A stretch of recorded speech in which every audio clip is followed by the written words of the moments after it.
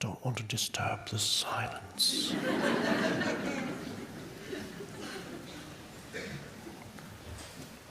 Okay.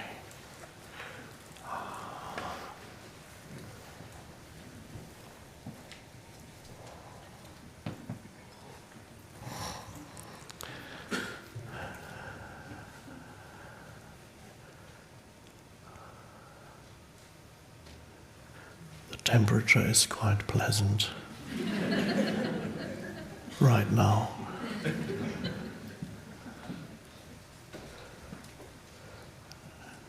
Good morning to everyone, including people who are not physically present here.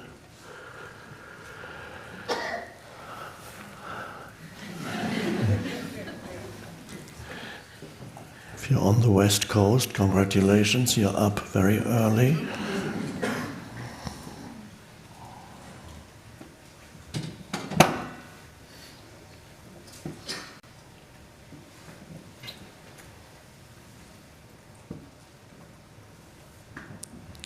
I haven't prepared anything for this session.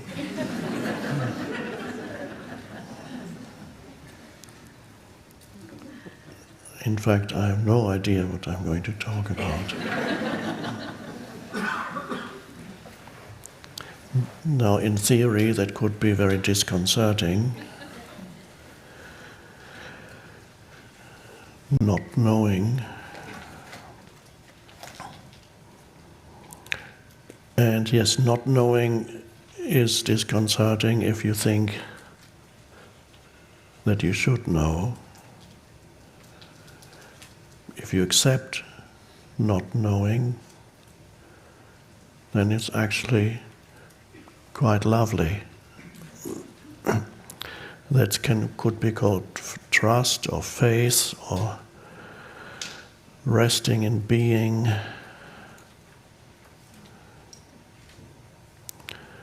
There's even a little book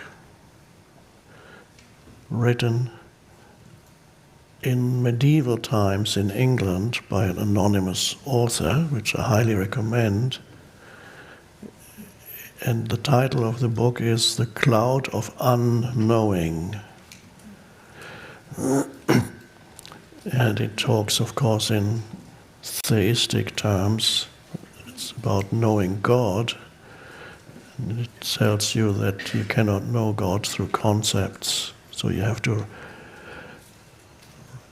remove concepts from your mind and have that space of clear awareness, although that word is not used in the book.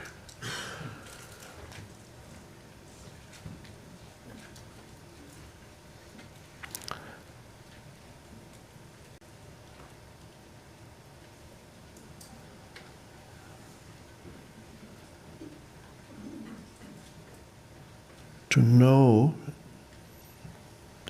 the modality of knowing through concepts is of course necessary. Words, concepts. For many people that's all there is. They relate to the world almost exclusively through concepts.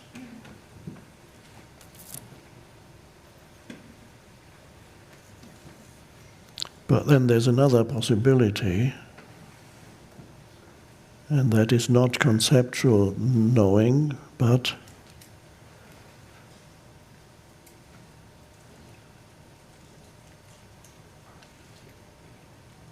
non-conceptual, unitive consciousness. And a term that I sometimes use is, on the one hand, you have object consciousness, where you have a thought is a form, like an object. It has not a physical one, but it's a form that consciousness takes. That's object consciousness, and most people are completely trapped in. They don't use object consciousness. Object consciousness uses them. They are immersed in, swallowed up by object consciousness,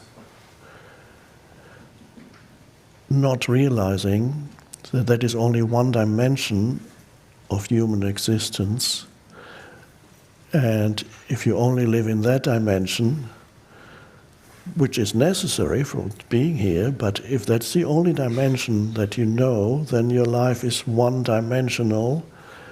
And not only that, it also becomes frustrating.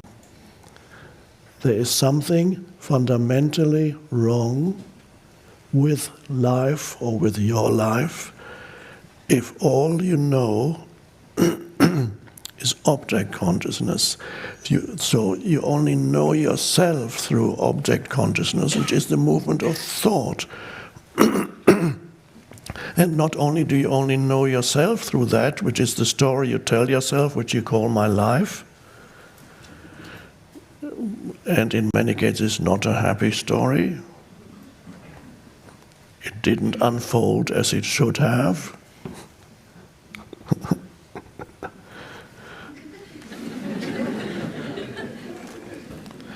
It's not only you know yourself, so you know a very limited aspect of yourself, but also the world around you. You relate to the world around you through object consciousness. Everything is labeled and defined, and you have a personal relationship with things. The stronger your ego is, ego meaning the stronger your ego is, that means the more you are completely identified with object consciousness.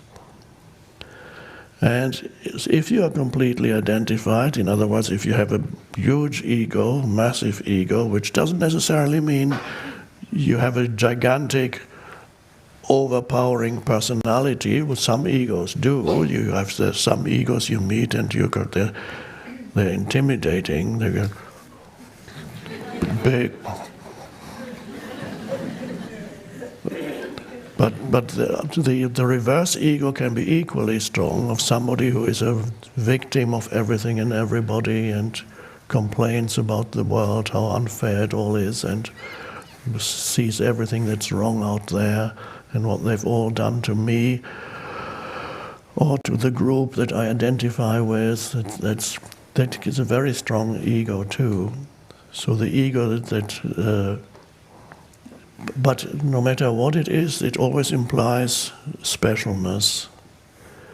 The one who has what we usually identify with as ego is the big ego, that's the I'm the biggest, or we are the biggest. It could be a personal ego, says I am, or it might not say it, but I am a genius.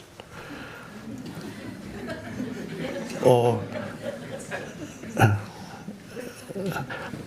it's an ego that is collectively identified, in which case the personal does not come up very strongly. Everything is defined through our group, our identity group.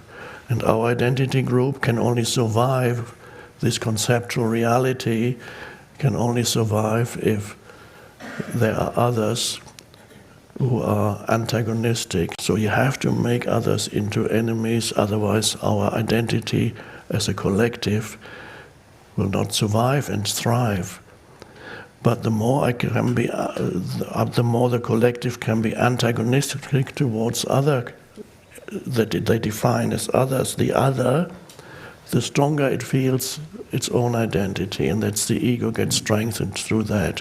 So you see it, and the form it takes varies from person to person on a personal level, and on a collective level, the form the collective ego takes varies from age to age.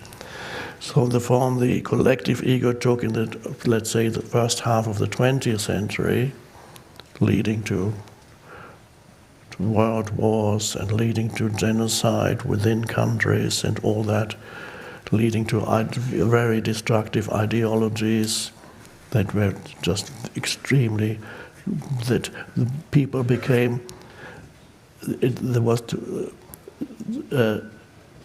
in the same way that a human, on a physical level, a human being can become infected with a virus, in the same way a thought can infect a person or a collective, a group of people, could be millions, a certain thought form can proliferate, attract other similar thought forms to itself, and take possession of your entire mind.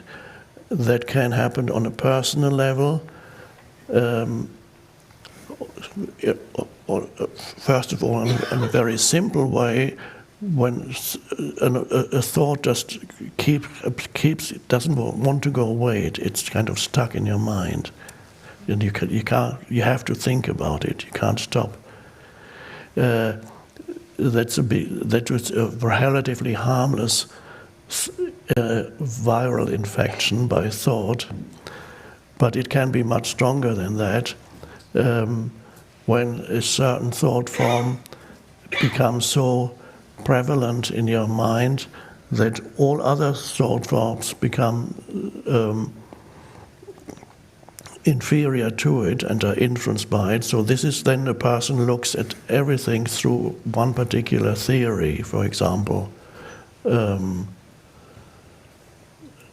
it could be many things. I don't want to put any thought form into your head now.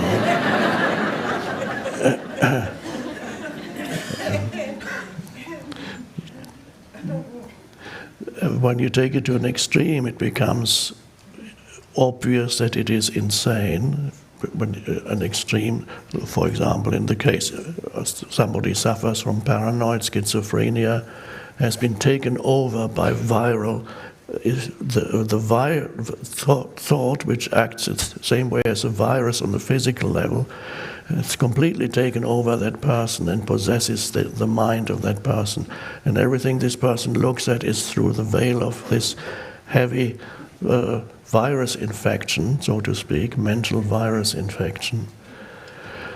It can take over a collective. Then there are certain ideas that arise in people's minds that take people over. They can spread much more quickly these days, even through the internet and so on.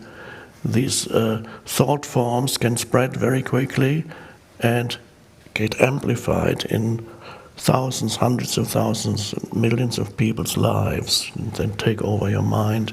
And then you think these are your opinions, these are your viewpoints. That's how it is.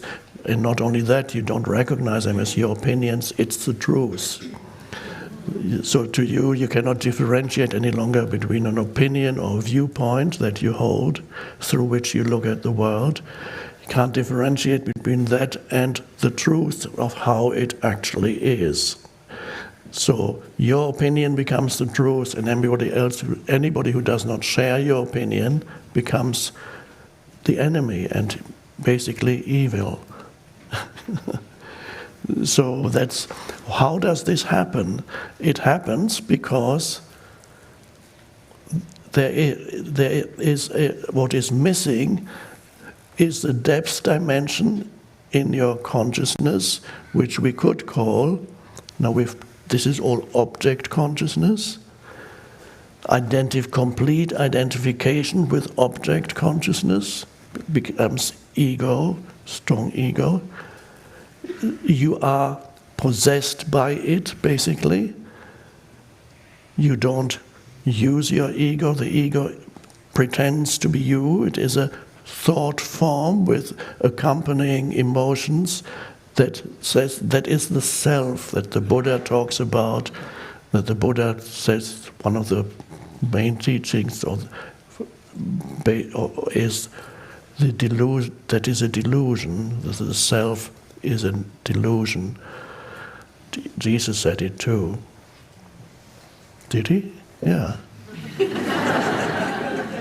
Now you might not know that if you only go to the church or why would he have said deny yourself? Just these two words. It's exactly the same as the Buddha's teaching. Why did he say deny yourself? What's the implication? The implication is it cannot be that the self is something real. It would be absurd to deny if that's really who you are. Why should you deny it? No, the implication is that the self is an illusion. And when Jesus says deny thyself, quite simply what he means is recognize the unreality of that mind-made conceptual sense of identity. Recognize the unreality of that. That means deny yourself. But how do you recognize the unreality of it? It's only through the arising of awareness, which is, I call it sometimes, space consciousness. It's not a science fiction term. Space consciousness, because it's not about outer space, it's about inner space. So space consciousness is the other dimension, the depth dimension in you, that is really what awareness is. Now, what space consciousness cannot be understood through explanations. I could talk for many hours here and give you more definitions of space consciousness, and you may be trying to understand space consciousness. Now, of course, here you come to the first important thing. If you're trying to understand space consciousness, that's not it. Because you're trying to apply concept consciousness to space consciousness, and through want to understand it through concept consciousness. You can't. So you have to take the step. Why am I then talking about it? Because the words are not something that you should believe will enable you to understand space consciousness, but the words are simply pointers or signposts. So they are not explanations as such. You have to go where the words point, and you'll see now where the words point. The words point towards the possibility of knowing things, perceiving things, not through the screen of thought, but through consciousness. Consciousness is the spacious awareness. So it begins with realizing that small gaps arise in your mind where otherwise there would have been a continuous stream of one thought after another, one object after another, a totally cluttered mind, a mind that never stops talking to itself and going on and making your life miserable. There's a possibility of realizing that occasionally, even without you wanting to do anything, naturally, space consciousness, the gaps of where some space consciousness arise from time to time in you, and you may not identify it as space consciousness. It could be that those are moments that feel, where you feel alive and you feel it feels good, or you become aware of beauty, or you become aware of a feeling of goodwill flowing out from you towards another human being or another life form. These are moments when suddenly you feel elevated, life feels, and to some extent briefly liberated from yourself. There are moments of natural self-transcendence that occur in your life, and if they didn't, nothing that I talk about would make any sense to you. Because it's only through those moments that naturally occur, and that may actually occur more as you sit here right now. It's only through that space consciousness in you that they can recognize what I'm actually talking about. If you dragged somebody here, a friend or family member, and that person is sitting next to you, now we don't know whether that person has that bit of openness of space through which he or she could understand not understand conceptually, but get a sense of what it is, realize what it is that I'm talking about. Or it could be that this friend that didn't really want to come here, but somehow is stuck here now, might become increasingly irritated and frustrated and longing to get away from here. So if you're not longing to get away from here, that means, in fact, if you enjoy being here for some weird reason, then that means there's something in you that recognizes what these words are pointing to is real and very important. And so they're pointing to a reality in you. And that is something that the strange thing is our mainstream kind of world, the mainstream world that you meet through the media and everything else, is largely completely unaware of that. So everything that you are told when you relate to the things of this world through the media and so on, what it tells you is absolutely important is not absolutely important. What it tells you is absolutely important, maybe relatively important, but not absolutely important. But if you miss what is absolutely important, then you miss the very reason for being here, because the reason for being here is for you to realize that that's the fulfillment of a human life. So space consciousness arises naturally, even if you haven't practiced meditation or anything. Meditation is a more conscious way of realizing space consciousness, but doesn't. Sometimes it works for people. Sometimes it works in a limited setting of their meditation practice, but not in the rest of their lives. And other people don't meditate, and yet it still arises in them. So it arises naturally, so if you can catch it when it arises naturally in your life, in a daily life, then it deepens, and sometimes the intervals of space consciousness become longer. Now, what am I talking about? I'm talking about freedom from thought. For example, when you look at something, do you immediately need to call it something? You're looking at a tree. Maybe you know what the name of the tree is. But does the name of that tree immediately arise in your mind so that there's no gap? You see it, and then you call it something. But even there, if you're very alert, if you're looking at a tree, and then you have something to say about it, or you think about it, even there you may notice in the first 2 seconds, let's say, of looking at the tree, there's no thought yet. Because you have to perceive it first. The perception has to be taken in. And so you need to be aware in that moment where the perception happens. There's an awareness, but there's a brief moment when the thought hasn't come up yet. You haven't labeled it yet. And if you're lucky enough not to know the name of the tree, then that's it, a little easier. So you look at. However, if you don't know the name of the tree, you may still find that immediately your mind comes in and says, "I wonder what kind of a tree that is." And then you say, There's an app for that.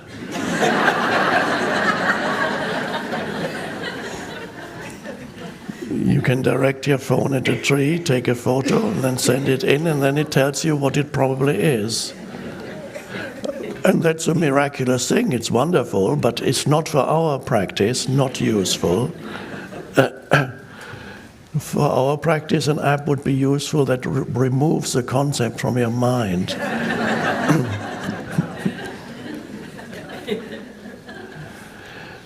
So notice when you enter a room or you leave a room, you open the door, you step outside. There's your room, you leave a room, the first step outside, and the first step you take everything in that you see out there. In those first moments, you're not thinking for the first 2 or 3 seconds because you're just taking it in. And then usually once you've taken it in, you see there's nothing extraordinary because the mind looks for something to hang to, kind of latch onto. Oh, look at that thing there. But there's nothing, and then you go into your usual thought processes. But if you notice that when you first encounter something, there's always a moment of spacious awareness while the perception happens. Then the perception gets dulled, actually, by conceptualization. So first you have a clear perception, and then immediately the veil of conceptualization arises. That then becomes the veil or the screen through which you still perceive, but not as vibrantly and as clearly as before. But if you're very heavily identified with concepts, the initial perception almost completely disappears and it's almost completely replaced by a mental concept. This could happen also when you meet a human being. When you meet a human being, let's say it's a human being that you haven't met before, so there's that human being and you relate. And immediately, at first you notice there's a moment of no conceptualization. But if you are, especially if you have a big ego, and big egos are very judgmental and critical, and they need to immediately find some kind of personal position towards that other person, some kind of interpretation. And if it can be negative, that's even better, because then the ego can feel stronger in its identity. If you can complain about something in the other person or something, find fault in the other person, the ego loves that, because if you find fault in the other person, by implication you are superior to the other person.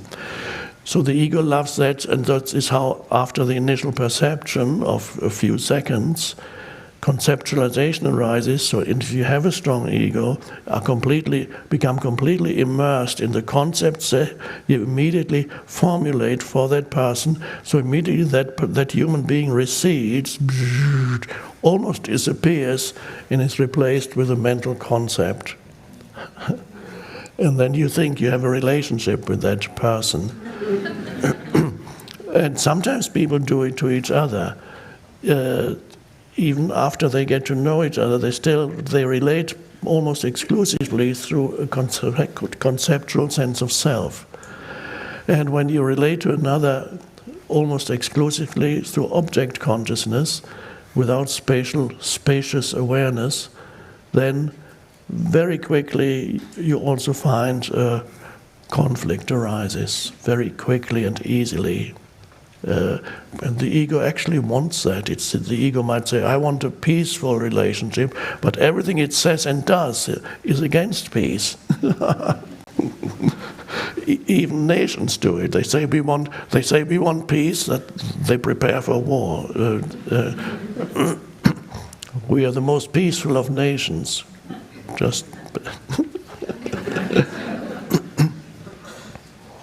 So the one thing is then whenever you first look at something or listen to something, it could be a sound in nature, it could be even the rustling of leaves on the tree, and there's a slight breeze, and you listen to it, or any sound, you listen to it. In the moment of alert listening, you're not thinking. And now you might not realize that, but if you realize that, it actually deepens, because then you become more fully conscious of that moment of spacious awareness. And not only it deepens, you may also find it becomes longer. And you're able to listen for longer periods of time without the interference of conceptualization, which is thinking. In other words, while you're listening, you're still and alert. And from the point of view of the conceptual mind, in that moment of listening without concept, you don't know anything anymore. And the conceptual mind and the sense of self that arises from identification with the conceptual mind becomes very uneasy with that. It gets a little bit shaky and says, you should know what this is. It needs to take a position vis-a-vis everything, or at least label everything in order to, oh, now I know what it is. So when you have labeled something, the mind says, I know what it is. That's, of course, an illusion, because just by attaching a thought or a word, I mean, a thought is it's a word that hasn't been verbalized yet. By saying oak tree, the illusion is that now you know what it is. You know nothing because you just attached a label to it. Doesn't mean you know what that is. And you can attach further labels to it by examining the oak tree in more detail. And you can write a PhD about oak trees, and I'm sure people have written PhDs about oak trees, and even these days they become more and more specialized, probably even about a little part of an oak tree, the roots of the oak tree, the leaves of the oak tree. You can write a PhD about that. There's a lot of stuff in there. And again, yes, you know a lot. Do you know it? It's confusing knowing with knowing about. Knowing directly, which is through spacious consciousness, and knowing about it, which is we need both to live in this world.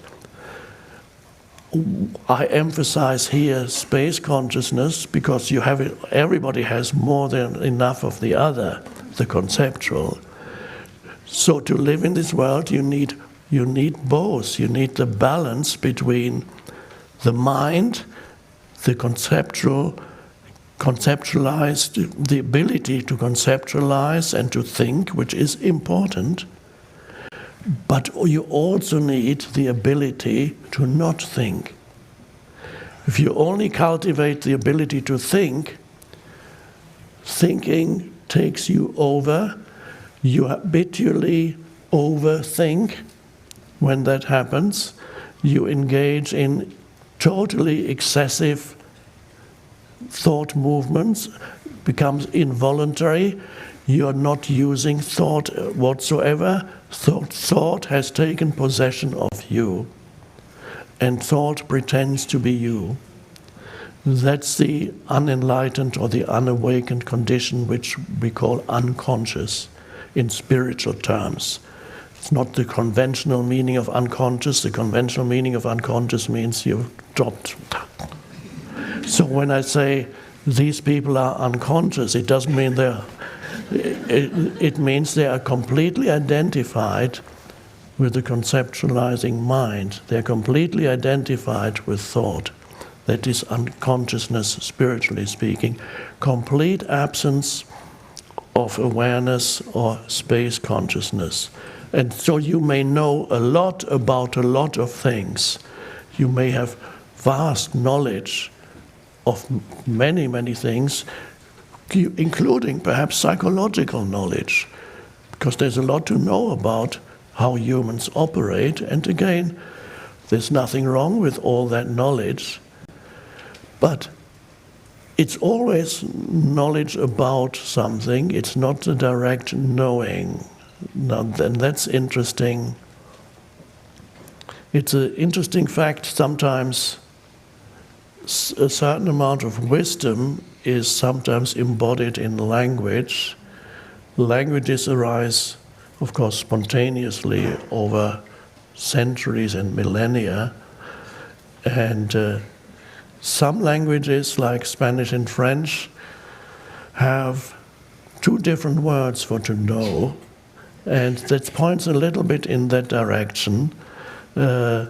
So my French is very limited. So you have to know, connaître, and to know, savoir. Or in Spanish you can say, you have one says, Saber y conocer. Sé is I know, y conozco is also I know, but what's the difference? You can say in Spanish, I know who you are,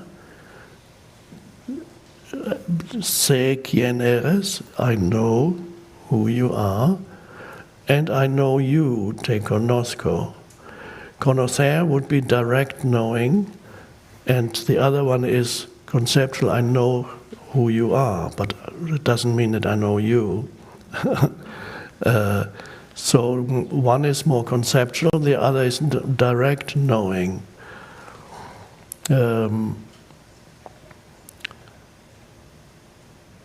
There's an ancient term in early Christianity, gnosis. I think it's spelled G-N-O-S-I-S, and I believe the G is not pronounced. It's the gnosis. That's where the word knowledge comes from. It's so that, and that refers to these mystics in very early medieval times, and probably even early Christian times, and probably even pre-Christian. The Gnostics, those who practice gnosis, were interested in this direct knowing, direct non-conceptual knowing. If you're new to this, as a most simple example, sounds a little trivial, but if you're looking at a clock or watch, and let's say the watch does not have the numbers, it just has markers, because everybody knows what they mean. And then you might have the digital watch, or you see the digital time.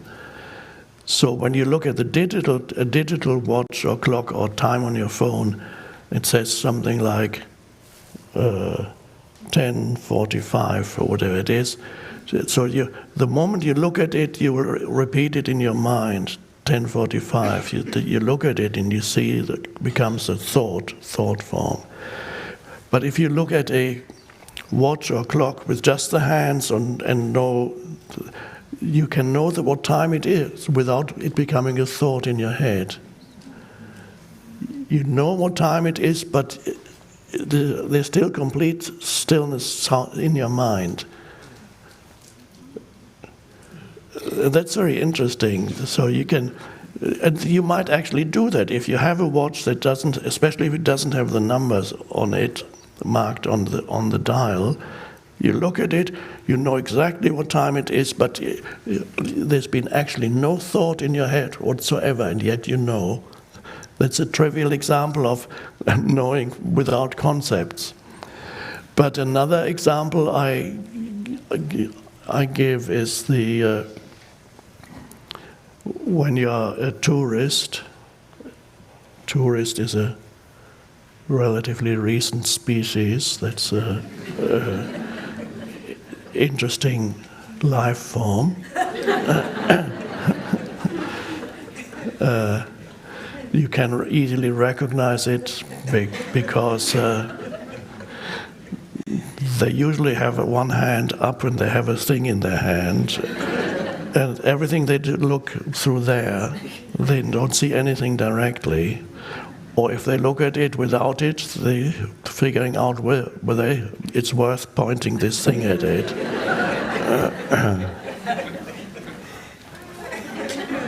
In the past, it was another this thing.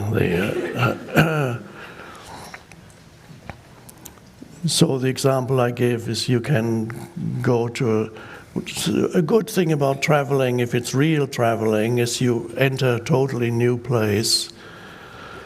And if you are able to let go of your device, you can actually experience a new place, and it is easier to be very present in completely unfamiliar surroundings. That is an advantage of traveling. Because you're aware of everything is unfamiliar, and you look around.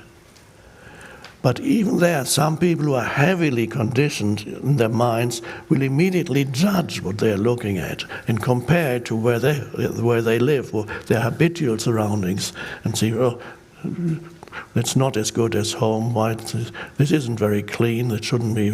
Whatever it is they say, so they don't really take it in. But other people can. For they travel and they look around and become present by just watching.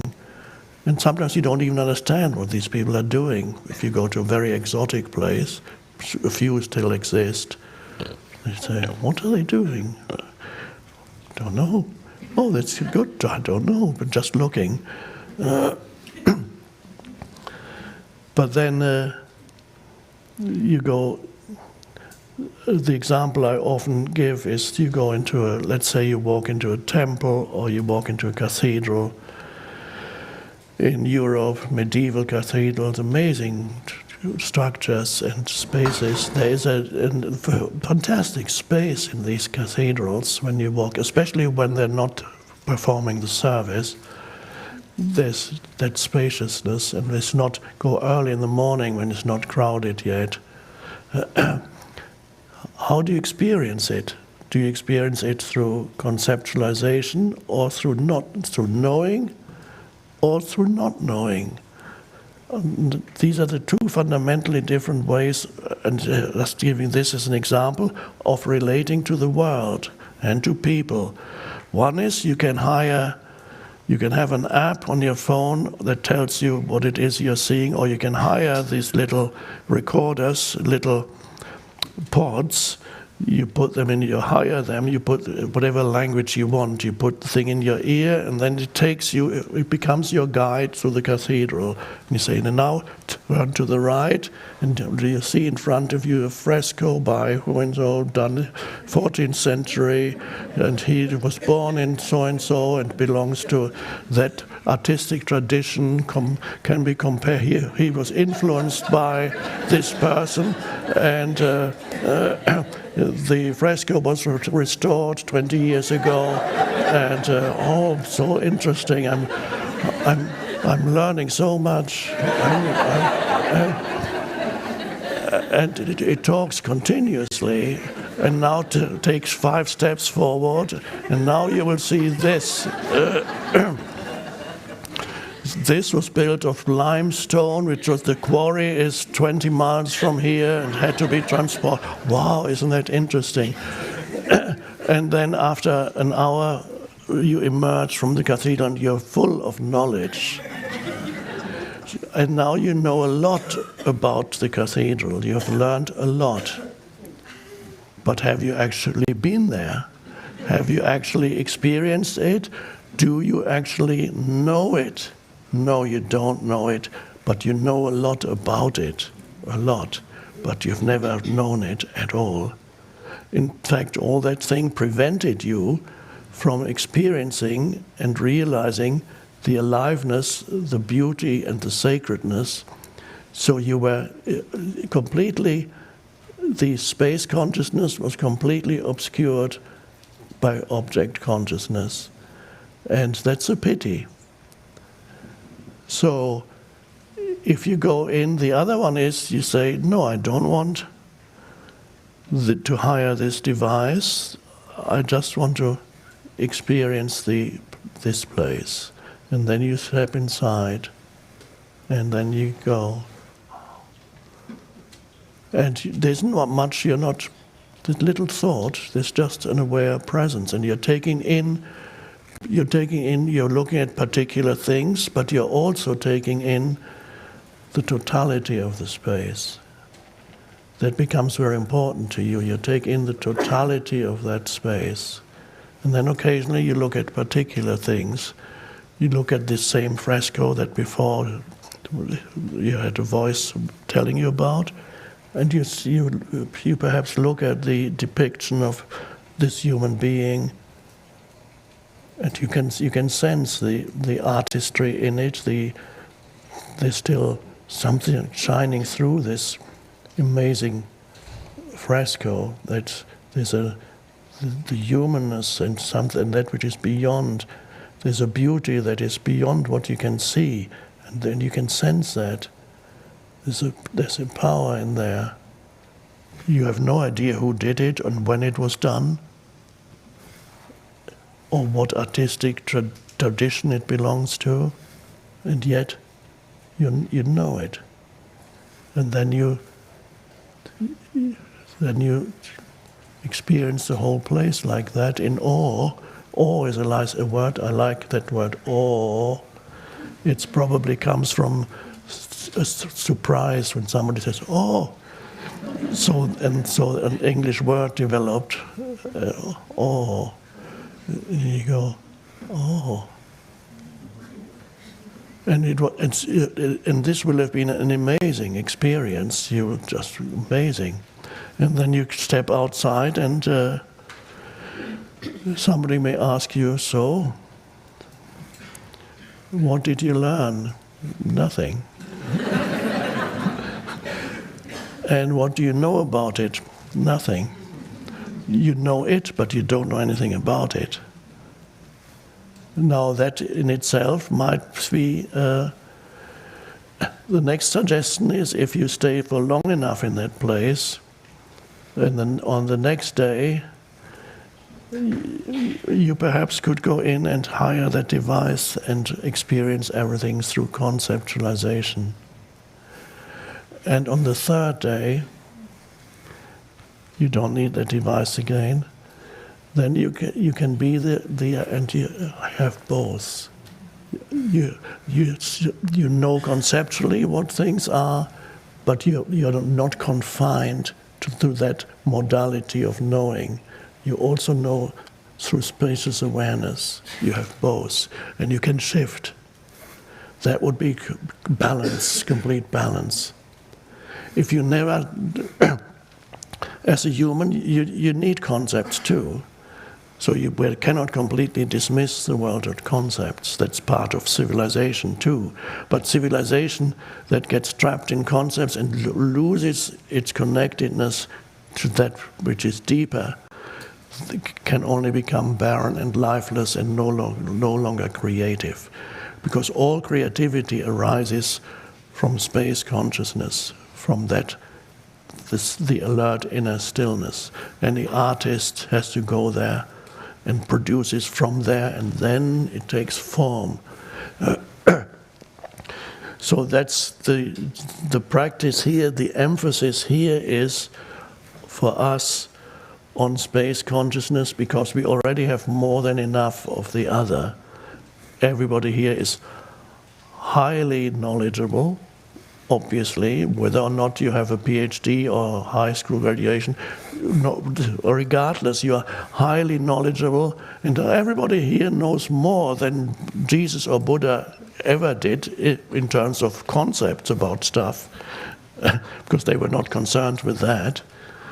So in terms of knowing about the world, I mean, Jesus didn't, or Buddha didn't know about the Andromeda galaxy or how far it is, or the molecular structure of the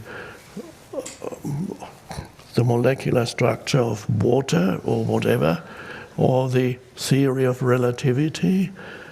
But they were not, that has its place, but they were not concerned with that. Because even then, even though we have far vaster knowledge than they had then, even then people's minds were already cluttered with so-called knowledge. And a lot of that knowledge was actually not true, because the way they interpreted the world was somewhat very limited. And we think the concepts we have now are absolutely true, and we may find in a few hundred years that many of the concepts through which we interpret the world in terms of science and science and so on are actually also erroneous. They may be as limited as the concepts people had in medieval times about the world. But we don't need to go there here. That's a secondary consideration. The important thing is the arising and the deepening in you of space consciousness. which is inseparable from the present moment awareness. This is just another way of talking about it, is to talk about it in terms of present moment awareness. That is space consciousness. Now, present moment awareness, now as you all know, the present moment is all there ever is. Nobody could argue with that. And as you all know, it's written in a book somewhere too, nothing ever happened in the past. It happened in the now, because happen and now are synonymous. Something cannot happen except in the now. Nothing can happen in the past. When it happened, it was the now. It happened in the now. Or when it will happen, it will be the now. So there is only the present moment. The present moment and life are synonymous. Life is now. And the past and future, again, are already concepts that we need to function here in this dimension, past and future. But other than concepts, they have no actual reality. So what is the past? Certain thoughts in your head. And when do you think those thoughts? Now. So the thoughts in your head are happening now. What is future? Future is thought. It's a thought in your head. Because if it were more than a thought in your head, you would, at some point of your life, have been able, or at some point you would be able to experience the future. It's an impossibility. The future as such doesn't exist. It's other than a thought in your head. And when the so-called future comes, it's again now. So there's only now. So present moment awareness, first of all, is the awareness of what there is in the present moment, and that involves usually sense perception. When sense perception is not obscured by conceptualization. So there's immediate sense perception. In the same way that I just described experience in the cathedral, you can experience the flower, you can experience this room and the totality of this room. You can experience it against the background of spacious awareness. You can experience it and know it without calling it anything in your mind. You're just aware, and there's the perception. That's the beginning of the present moment. So the beginning of present moment awareness, we become aware of what is there in the present moment, which could be an outer thing or it could be an inner thing. You become aware of, when you're present, you're aware of what thoughts you have. When you're very present, you're not having any thought. When there's just presence in the background, you become aware of certain repetitive thoughts. You become aware of mental positions that you hold and defend. You become aware in the moment of getting angry when somebody questions your mental position. You become aware suddenly when you become aggressive because somebody questions your viewpoint or your opinion, which you mistook for the truth. And then you become aware, so you begin to disidentify from mental positions. You don't have to give up your mental positions. So you can continue to politically have whatever position you want. You can vote for whoever you want, politically or whatever it is. It doesn't mean if you're a Republican or a Democrat in this country, okay, I need to give up that completely. I don't believe in anything anymore, don't want any concepts, everything is exactly the same. That's not quite it, no. You can continue to have your position, but recognize it as a position, not completely identified with it, so if you can then have a conversation without attacking the other or having this need to defend your identity. But if your identity, which means your sense of self, has become mixed up with your mental position, that's a bad place to be in. And that's a recipe for continuous conflict and antagonism with other people who have done the same. They've identified with their mental position. They derive their sense of self from their viewpoints and opinions. And so basically, you're lost in your mind. You're lost in ego. And it's wonderful if you can see a conversation between two people who hold very different viewpoints, and yet they don't attack each other. And when they're having you can have a discussion. If there's enough presence in both people, you can have a discussion that's actually can become quite interesting. And you may even both modify to some extent your mental positions. And you can do that because you are no longer completely identified with it. You didn't need to derive your sense of who you are from your mental concepts. And that is a fundamental shift of awakening. So where do you derive your sense of self from if it's not from the mental concepts in your head? You derive your sense of self from presence, consciousness itself, not the form consciousness has taken. Now where's that? It's here and now, and you can know it in this moment. If you're not thinking, what's left of you?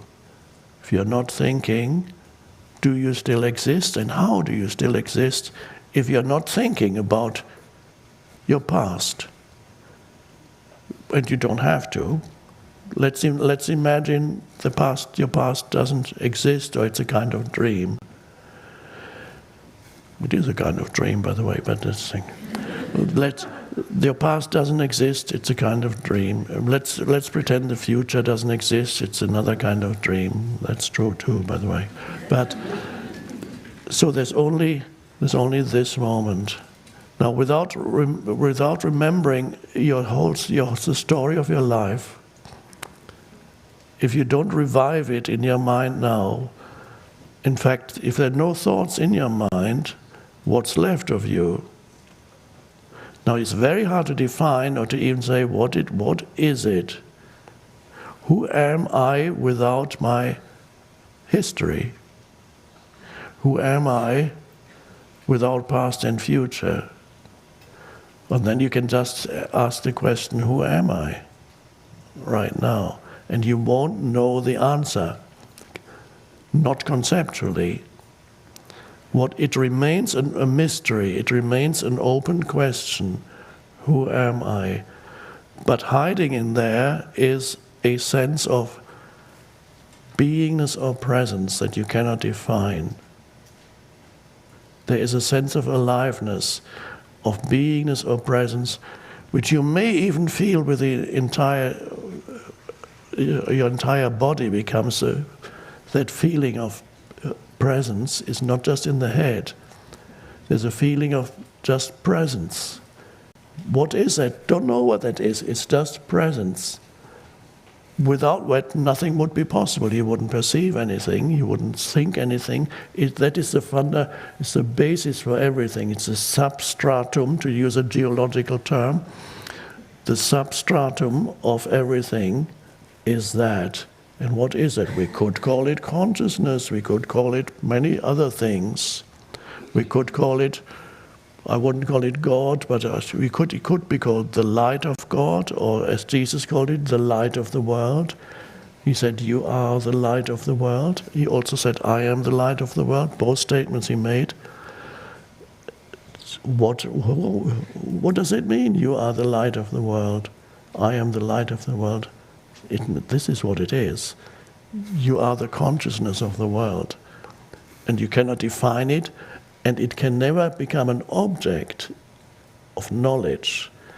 So you, as consciousness, cannot become an object for itself. Everything else you know as an object, that's why I call it object consciousness. But you can never say, oh, there's the consciousness, I found the consciousness. Well, who is making that statement? The consciousness knows itself, that's the most you can say. It's the self-realization of consciousness. But it's not known as an object. You can't say, I know. When you use language, it's virtually inevitable that you separate things into subject and object. A sentence structure is like that. That's why they say you can, in some spiritual traditions, very important dictum is know thyself. That goes back to ancient Greece. And in India too, similar thing. You have know thyself. Very deep statement. Again, when you express it in language, the implication is of duality, that there is something that you know, but what the actual reality of it is non-duality. But the moment you talk about non-duality, it becomes duality. So you say, know thyself. Okay, I have to know that you've separated yourself, you've made two of yourself, but that's not it. What it points to is the realization of non-duality. So you don't know yourself, you cannot know consciousness, but consciousness becomes self-realized, one could say, through you. But who are you? Well, just an aspect of consciousness, a disguise of consciousness, a form that consciousness has taken. But prior to form, there's just pure consciousness that pervades the entire universe. It is not, it is, in humans, there is a relationship between consciousness and the brain. My suggestion is to consider the possibility that mainstream science is not correct when, in the rare cases when it actually mentions the word consciousness, usually they try to avoid mentioning consciousness because they don't know what to do with it. In the rare cases when they use the word consciousness, it's regarded as an epiphenomenon, that's a nice word, a byproduct of the chemical soup of the brain, or if you go deeper, the molecular structure of the brain. So they believe still, most of mainstream science, there are some exceptional scientists who don't subscribe to this anymore, they're beginning to doubt it. But most mainstream science, as it's taught, says consciousness is produced by matter. Everything, mainstream science is basically totally materialistic. It believes in the only reality that exists in this world is physical matter. And consciousness is a byproduct of the mushy brain. It somehow produces this strange thing, but mostly they don't like to talk about it because it becomes very problematic. So that means basically the flesh that the brain consists of, and the water that's in the breath, like 60% water or whatever it is, somehow it produces all the stuff of this world. It produces the Ninth Symphony, it produces space travel, it produces the iPhone, it produces all kinds of art and the entirety of civilization and the great mystics and everything, all the wonderful things. It's all produced by the mushy brain. Somehow the blood and the water and the stuff somehow produces this strange thing that we better not talk about. We don't know what it is. But my suggestion is that the brain has a relationship, yes, with consciousness, more like a receiver, like a radio receiver. When my brain is operating now, you could probably give me a certain substance to drink and I would become unconscious, not spiritually but actually. And then you could say, I have just proved to you that the brain produces consciousness. Or a brick falls on my head, hopefully not manifesting it right now, in which case I would stop talking and fall off the chair. And then a materialistic scientist would say, this is proof that the brain produces consciousness because obviously now you are unconscious. And everything you ever said is therefore worthless. But would I tell a radio, if I destroy a radio, would I say, okay, there you see, the music that just played through you, it didn't really exist, or you produced it, and now you no longer produce the nights, this beautiful cantata, whatever that was just being played through here, destroy the radio and say, you see, it came from you, you produced this. But of course the radio didn't produce it, it transmitted it, it gave it form. So in that same way, the brain could be seen as something that focuses consciousness into this dimension. But consciousness exists everywhere. It pervades the entire body. There's only that. The image that I have of consciousness is that it appears in many different vibrational frequencies. The highest would be presence, the highest that so far for us humans, there may be other stages not yet accessible to us. The highest is presence, and the lowest would be matter, like in that so-called inanimate matter, the stone, the mineral.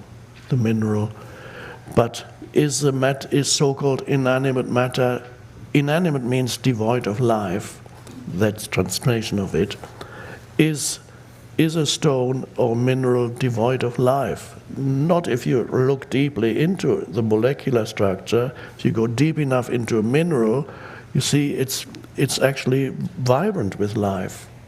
So the molecules and the atoms are in constant motion. Of course, most of it is empty space, 99% empty space. But somehow these atoms are held together by something temporarily. Now a mineral can survive for hundreds of thousands of years, a million years. Our human bodies are different. You have the minerals that are alive but seem to be dead. You have plant life, which again you can see more, yes, it's alive. Another vibrational frequency of consciousness. You have animal life, another vibrational frequency of consciousness from different levels. And then we have human life, and then the possibility of the next evolutionary step in human life. There's an ancient saying, but I can't remember who it's come from, whether it's the Sufis or it says, like, you can either use the word consciousness or God. They might have used God. I use conscious. I don't totally equate consciousness and God. Consciousness is the light of God in the way I may talk about it some other time. So consciousness is asleep in the mineral. Consciousness is dreaming in the plant. Begins to dream.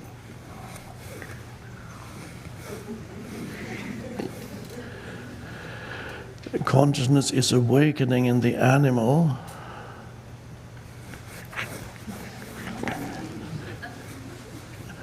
And also in the human. The human is a transitional creature between animal and the next step. It's halfway. So consciousness is awakening in the animal and awakening more particularly in the human form. The human is a possibility. the human is halfway between animal and the next step in evolution. And some humans are still closer to the animal and others are already a bit closer to the next step. So there are many different types of humans and levels of human consciousness, but that's how it is. This is the evolution of consciousness.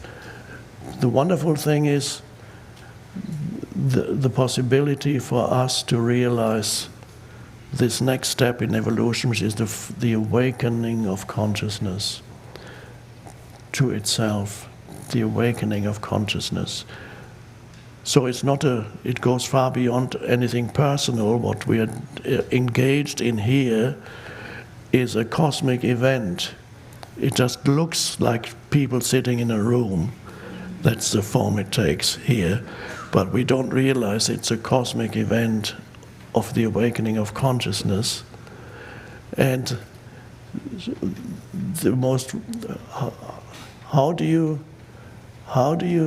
judge your life and whether your life is, how do you measure success in life?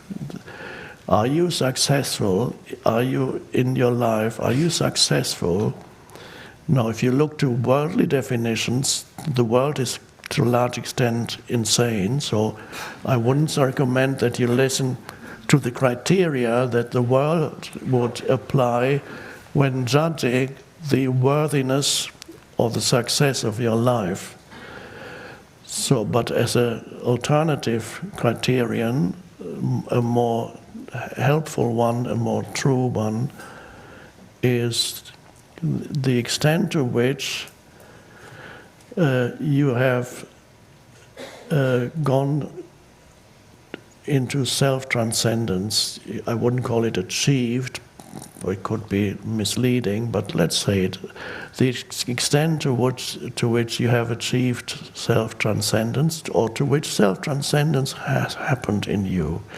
The extent to which self-transcendence has happened in you, the extent to which the unconditioned consciousness has arisen in you, that which is the next step in human evolution, which would transform the world if enough humans undergo this shift, then all the problems of the world that are human created would change and disappear. There might be different challenges, but not of this kind.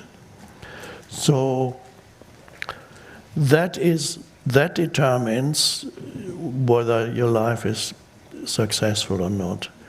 And not your personal history, and even whatever you might have produced in life is all secondary. The entire past becomes secondary. It no longer determines what is your worthiness as it's defined by the mind. Your past no longer determines who you are at all. It does not determine whether your life could be considered successful or not, whatever you have done or not done in the past. But in this present moment, self-transcendence, the degree to which this self-transcendence has been realized in you, that determines real success in life. Einstein said that, by the way, more or less, used almost the same terms he used. I'm not sure if I can remember the exact quote, but it's something like, the worth of a person is determined by the degree to which he or she has become free of the self. That's what actually Einstein said. The worth of a person is determined by the extent to which he or she, he probably said he, but I put in he or she, because language is weird, the extent to which he or she has become free of self. Oh, wow. So he knew it. He was a scientist, but he had a connectedness with. That's why thinking became very creative. And even with a person, a genius like that, the creative period in his life was just a few years, but that was enough to make a huge difference. And he was always a very quiet, naturally very quiet person. He didn't have a fast mind.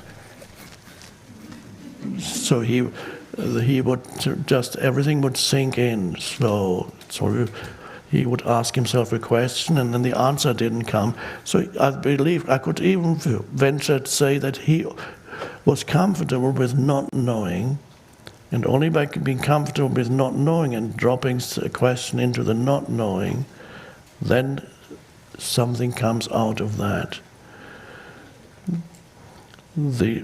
Einstein's parents thought he might be mentally retarded because he was so slow in developing language, ability to speak, and so on. Interesting. And I don't think he was very good at school. School, of course, is all about object consciousness. It teaches many things, most of which you don't need. But it doesn't teach what really matters. Knowing yourself, becoming aware of your emotional field, becoming aware of your thoughts, becoming aware of awareness, so that you're not at the mercy of your mind and your emotions. So we are practicing, ultimately, becoming free of involuntary and obsessive thinking. Another way of talking about it. Right now, when do you become free? By becoming aware of the present moment. Step one, you become aware of what appears in the present moment in your sensory perceptions. More acutely aware of your senses. You listen. When you listen, alert listening means you're not thinking. Alert looking means you're not thinking, you're just looking. And there's an alertness that arises. Next step, the present moment is deeper than that. The present moment is that space itself, which is the consciousness. The ultimate meaning of present moment isn't what happens in the present moment. That's helpful as a first step. What the content of the present moment is fine to become aware of that rather. But the next step is to become aware directly of the present moment. And that is inseparable from yourself. Because when you become aware of this field of presence, you become aware of your essential reality, which is the field of presence. And then you also become aware that it's not just in you, it's everywhere. It's not something that's confined to being within you. You become aware that presence pervades everything. That is the present moment. And that's the amazing thing. You become aware of an enormous power when you become aware of what present moment really is. That is the power that underlies the entire universe. The Tao in ancient Chinese. That is, or the light of God, or God. I'll talk about it some other time. So to become aware of a vast power that is within and without you, inside and outside. And that you can only become aware of it if you let go of conceptualization. You can take it up again later, and then conceptualization can even, thinking ability can be linked and be used by that power. But first you need to let go And that, in that awareness, you don't know anything. And this is how we start. We started this morning when I said, I don't know what I'm going to talk about. And this not knowing, when you rest in this power, not knowing becomes a wonderful place to be in, because you know that all knowing is in there already. Anything that you could possibly know is contained there in undifferentiated form. It is the essence of all knowing. It's consciousness itself. And that's the end of fear, because the fear is disconnectedness from who you essentially are, results in a state of almost continuous fear and anxiety, not surprisingly.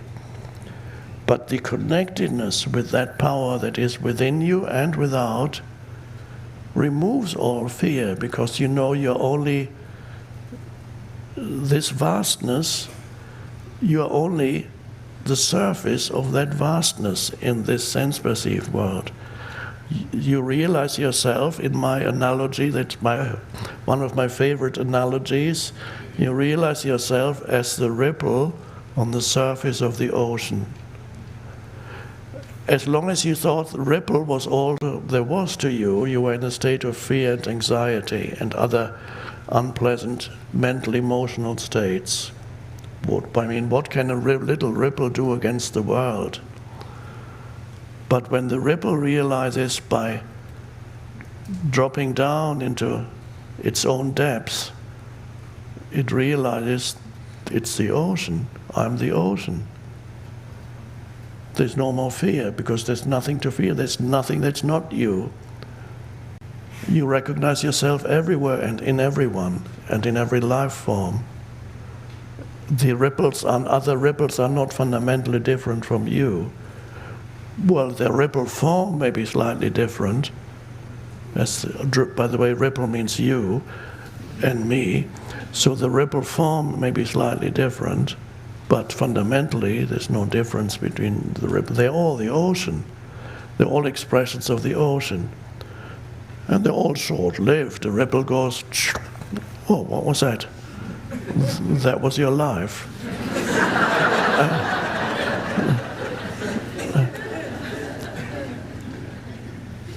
So when you realize that you are the consciousness of the universe, which means the ocean, you're no longer, your personal life is just a pleasant, just an interesting surface phenomenon. Things that happen on the surface or to you as a person, they may be all of relative importance, but nothing is of absolute importance on the surface level of reality, because you're connected to that which cannot be destroyed and is beyond death. Buddhists call it Amaravati, the deathless realm. Jesus called it eternal life. Sometimes he used the expression also life in its fullness, which in other translations of the Bible is called abundant life. Jesus used those terms, which are the same as the Buddha term, the deathless realm or the deathless dimension, Amaravati. And that is exactly that is your destiny, to realize that. And no matter what you achieve in life, if that is completely ignored, that dimension, you will not have a fulfilled life. Your life will be filled, even if you are successful in the eyes of the world, your life will be filled with one damn thing after another. It's very frustrating experience. And in the end you guess, oh, what was that all about?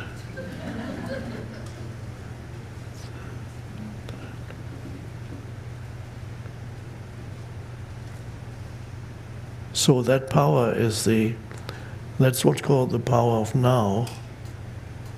which is a Tao, and to rest in this power, then you become comfortable with not knowing. Nice. And my interpretation of the religious term faith, to have faith is not a mental thing. It's not. Belief is, I would say, is a mental phenomenon, because you take a certain story and say, I believe that. But faith is something deeper. Faith is connectedness with that power. Faith is connectedness with the essence of who you are. And faith is what transforms the world.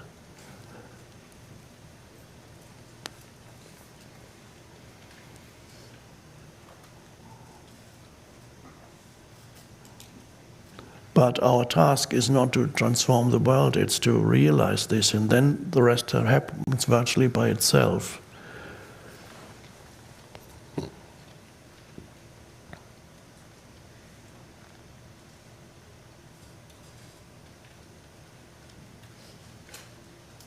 So your practice, especially here, but for the rest of your life, is later it's not a practice anymore, it becomes a natural way of being.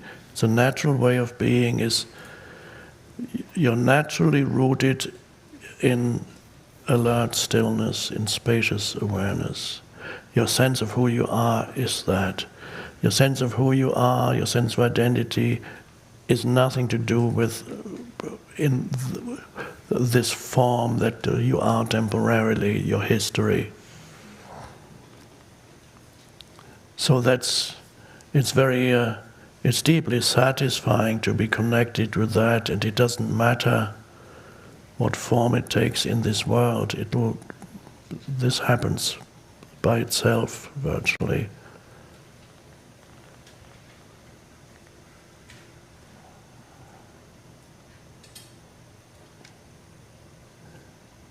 Now the ego may not like to, you can't take credit when things happen through the power within you. You can't take credit, you know that it came, you can't take credit for it. You can say, I did that. No, you didn't. I wrote those great spiritual books. No, you didn't. Where did all that come from? Me, no. Or the great composers, the great artists, they all realized many great pieces of music came almost ready-made, then they just took it around almost like dictated from the deeper realm. They were connected to that where creativity arises. And if somebody begins to take credit, then very quickly access to the source gets restricted, and eventually you're cut off from the source again because the ego has reappeared.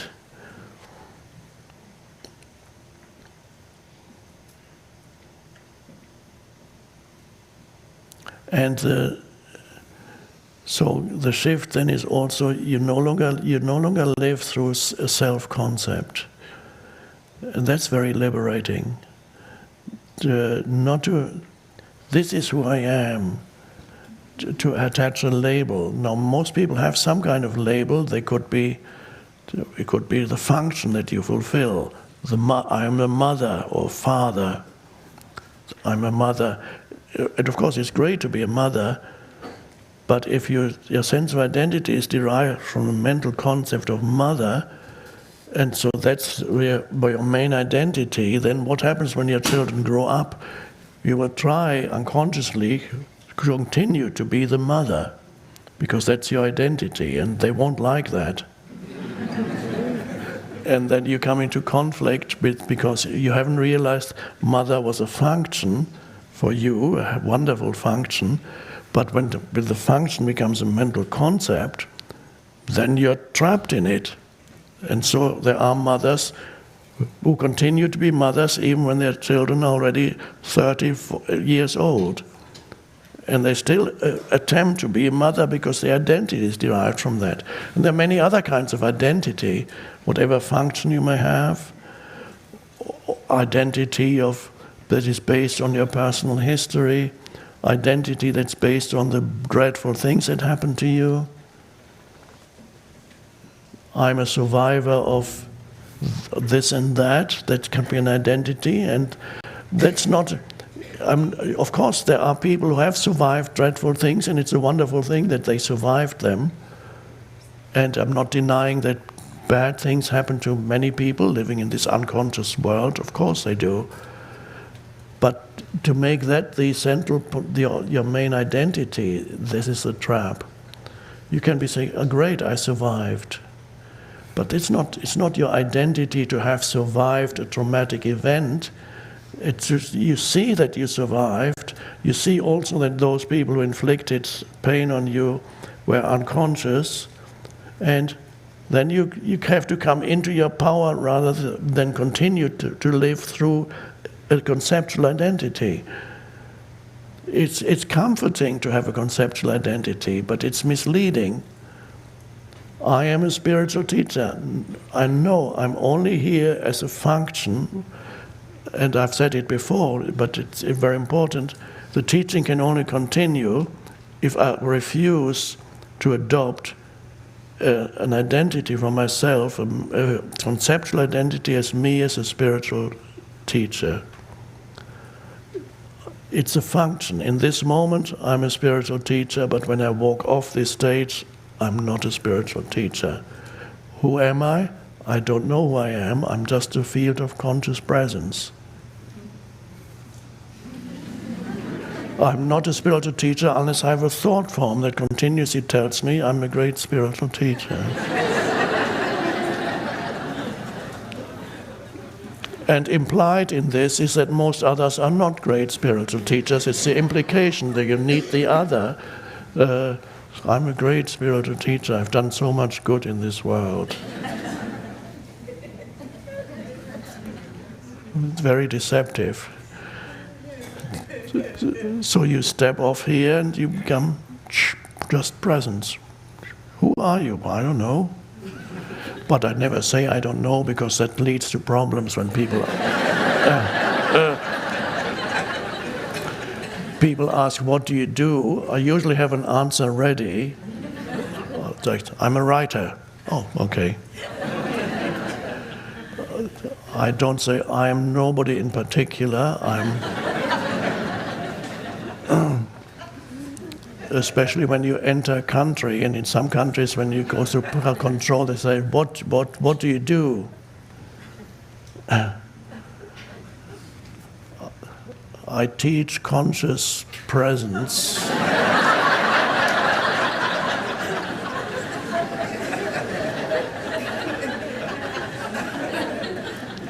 I am the unconditioned consciousness.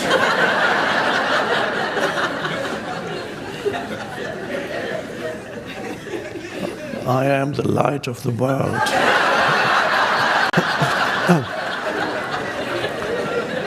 And then you get a stamp in your passport, entry denied.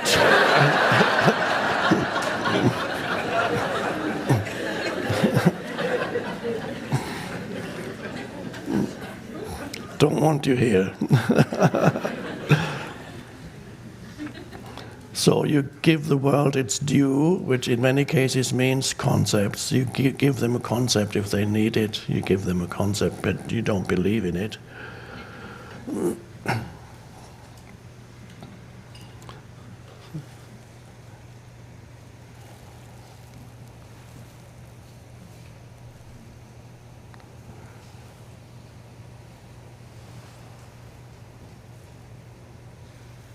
Conscious drinking.